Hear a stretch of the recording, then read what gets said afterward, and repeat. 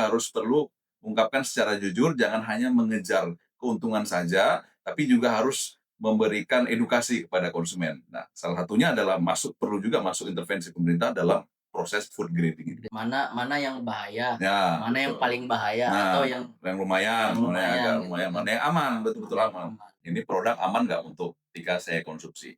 Misalnya jangan sampai kemudian seperti yang katakan tadi, Indonesia Emas 2045 jadi Indonesia Gemas, karena anak-anak kita tuh malah ini gemuk-gemuk semua ya, karena kebanyakan gula atau kebanyakan garam atau lemak.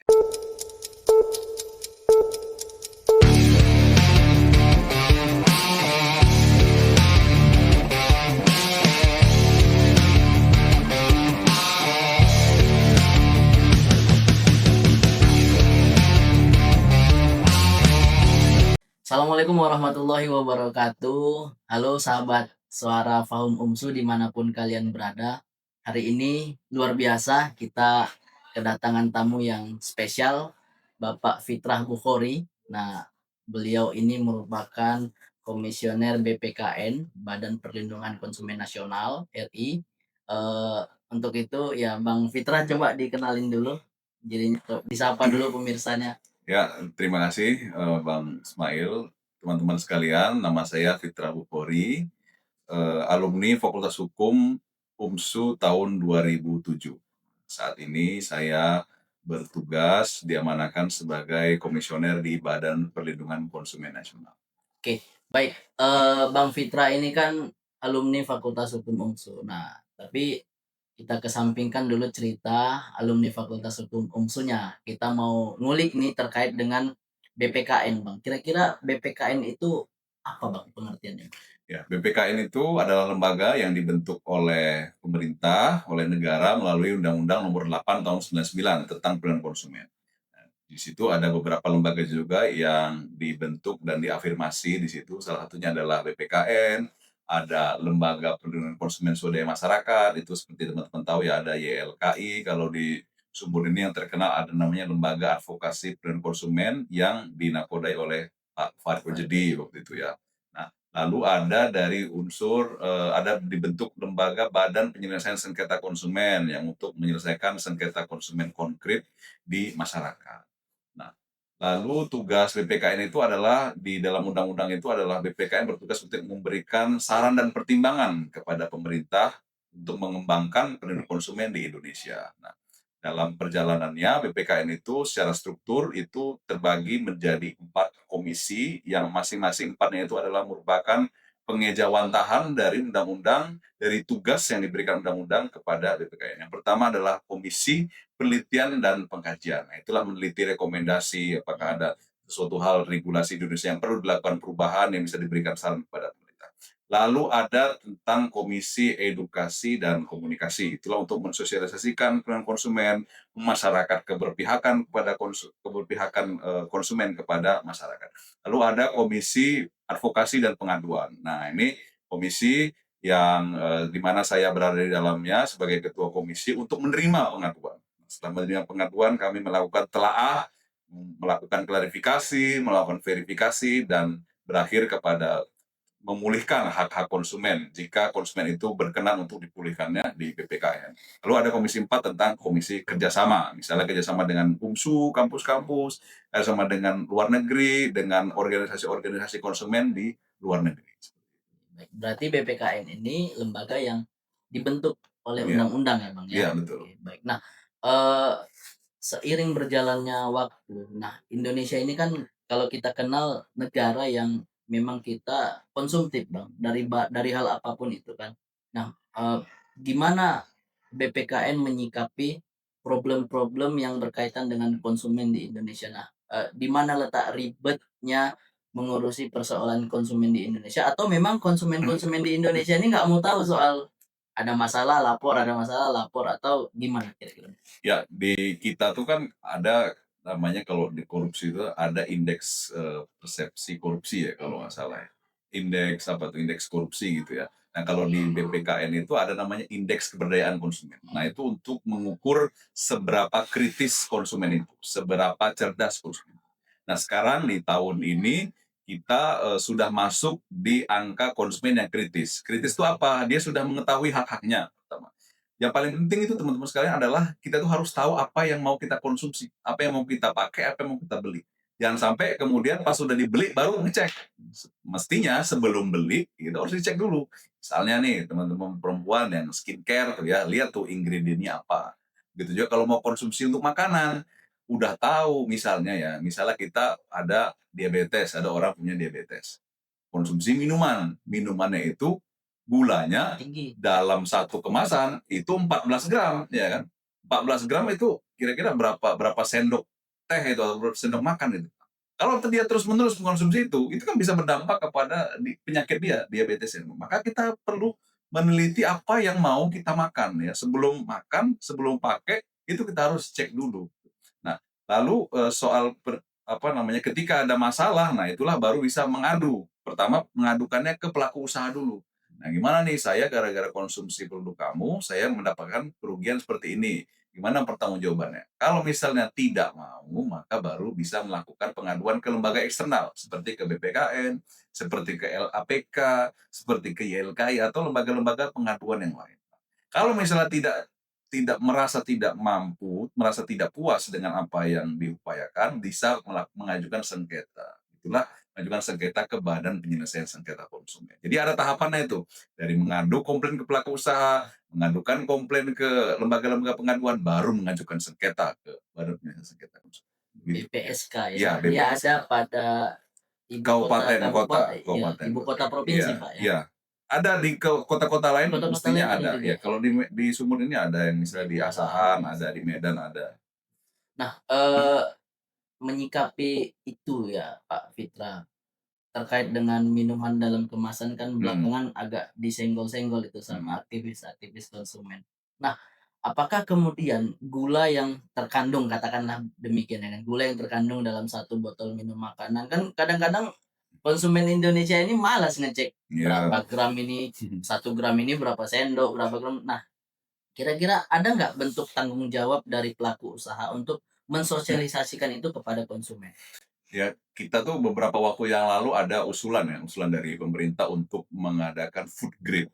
Food grade itu menggradasi menggradasi produk-produk. Misalnya tinggi gula itu grade-nya E gitu misalnya, agak sedang D begitu. Nah, itu di negara-negara lain itu sudah mulai dipraktekkan, terutama contoh ambil di Singapura. Ada dia grading-nya itu untuk makanan dan minuman. Nah, mestinya itu pemerintah yang meregulasi soal itu dan juga si pelaku usaha jangan sampai kemudian hanya mengejar keuntungan komersial Hmm, saja. Misalnya begini, dia tahu produk dia itu 14 gram, tapi dia bilang dalam kemasannya aman diminum tiap hari. iya. Minum 14 gram tiap hari, orang punya diabetes, meledaklah tuh diabetesnya gitu ya. Jadi tentu kita harus pelaku usaha juga harus perlu ungkapkan secara jujur, jangan hanya mengejar keuntungan saja, tapi juga harus memberikan edukasi kepada konsumen. Nah, salah satunya adalah perlu juga masuk intervensi pemerintah dalam proses food grading ini. Ya, jadi mana mana yang bahaya, Ya, mana yang betul. paling bahaya atau Nah, yang yang lumayan, mana yang lumayan agak gitu lumayan, kan, mana yang aman, betul-betul mana yang aman. aman. Sebenarnya bukan hanya soal gula juga, soal garam sama lemak juga. Ini kan banyak, mohon maaf ya, dulu kan banyak ada kasus-kasus anak yang gagal ginjal. Nah, itu Mhm, kan termasuk juga salah satunya dari minuman. minuman manis bermanis buatan itu yang apa ya, berimbas kepada kerusakan anak-anak itu. Salah satunya ya. Ginjal ya, Pak. Iya, ginjal. Jadi, itu akan ya idealnya masuk dalam tanggung jawab negara melalui Betul, pemerintah, betul. mengeluarkan regulasi, ya idealnya yang ngikut deh negara yang ada, negara yang kemudian benar-benar memperhatikan konsumennya kayak Singapura gitu ya, Betul. mereka Hmm. membagi grade-nya. Nah, dalam kondisi ini kira-kira apa yang masyarakat harus lakukan, pemerintah harus lakukan, lalu BPKN harus lakukan? Karena kan gagal ginjal itu satu penyakit yang saya kira sangat fatal, menyangkut dengan, apa namanya, tumbuh dan kembangnya anak. Bagaimana mungkin kita dapat mewujudkan Indonesia Emas 2045 sementara generasi kita ini semua tersedia dalam siap saji, semua tersedia dengan mudahnya, tanpa melihat dan, kemudian mempelajari apa yang sebenarnya terkandung dalam minuman dan kemudian makanan yang beredar di Indonesia. Pertama kalau pemerintah, kalau orang tua ya, orang tua tuh mestinya, memilih apa yang diinginkan dikonsumsi oleh anaknya. Ini produk aman nggak untuk ketika saya konsumsi? Misalnya jangan sampai kemudian seperti yang katakan tadi, Indonesia Emas 2045 jadi Indonesia Gemas, karena anak-anak kita tuh malah ini, gemuk-gemuk semua ya, karena kebanyakan gula atau kebanyakan garam atau lemak. Nah, lalu soal pemerintah itu perlu ada rekomendasi soal, BPKN sudah pernah mengeluarkan itu soal pembatasan periklanan ya, pembatasan periklanan, bagaimana kemudian iklan itu tidak bombastis. Seperti misalnya sekarang, kan tidak ada dikenal susu kental manis, itu kan tidak ada. Itu sebenarnya isinya Gula. bukan nggak ada, kalaupun ada susunya dikit. Jadi sekarang mereka mengklaim namanya kental manis saja. Nah, itu beberapa yang sudah pemerintah lakukan untuk melakukan keamanan pangan gitu ya. Nah, BPKN tentu dengan tugasnya kita, sudah mengeluarkan rekomendasi itu tentu juga melihat perkembangan di masyarakat juga apakah masih ada yang menderita penyakit seperti itu. Nah, kami siap untuk menerima pengaduan. Jadi ketika ada masyarakat yang beranggapan bahwa produk ini membahayakan, silahkan diadukan ke Badan Pengawas Konsumen Nasional. Nah, ini pesan sponsor juga, kalau misalnya mau ngadu, langsung aja di WA 08 153 153 153. 08 153-nya 3 kali, nanti kita akan proses pengaduannya. Oke, terakhir ini Pak Fitra, berkaitan dengan pengaduan. Nah, kira-kira sanksi paling ringan sama sanksi paling berat yang BPKN, berikan kepada pelaku usaha itu? Kita di dalam Undang-Undang 899 itu tidak diberikan kewenangan untuk memberikan sanksi ya, tidak memberikan kewenangan untuk memberikan sanksi, tapi yang bisa kita upayakan itu adalah, melakukan pertemuan para pihak untuk mencari solusinya. Untuk kasus-kasus konkret ya, untuk kasus konkret kita panggil konsumennya yang mengadu, kita panggil pelaku usahanya yang mengadu, lalu kita pertemukan mana solusi yang terbaik. Jika tidak dapat solusinya, maka kami akan memberikan rekomendasi kepada konsumennya untuk misalnya kasus ini bisa ada dibawa ke Polda kah, ada dibawa ke ombudsman kah, ada dibawa ke BPSK kah, atau bahkan ada untuk digugat secara perdata di pengadilan negeri gitu, atau ada ke BPSK. Nah, gitu.